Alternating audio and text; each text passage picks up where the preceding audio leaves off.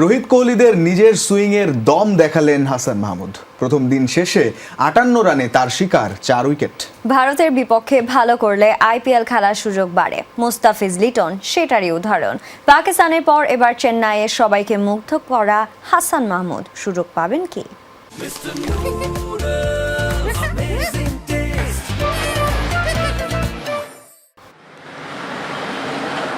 সিলেবাসে ছিল নাহিদ রানা, সেখানে রোহিত কোহলিরা পরীক্ষায় ফেস করলেন হাসান মাহমুদ প্রশ্ন।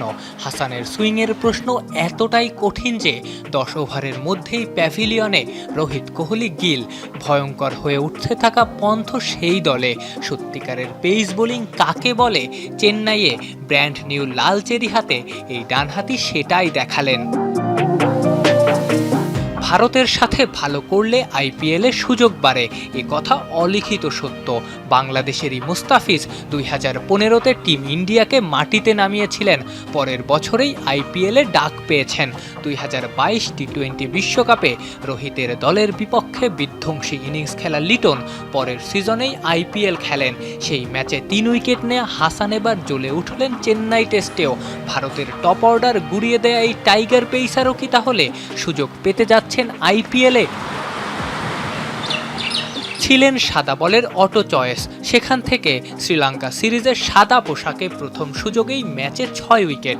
পাকিস্তানে হাসান নিজেকে আরও ছাড়িয়ে গিয়ে ফাইফার শিকার করেছেন, আর এবার তো দুনিয়ার সেরা ব্যাটারদের নাকানি চোবানি খাওয়ালেন।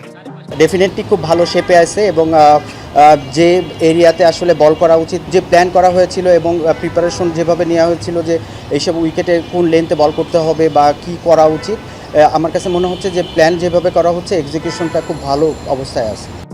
দিনের শুরুটা ভালো করলেও হাসানের শেষটা ভালো হয়নি।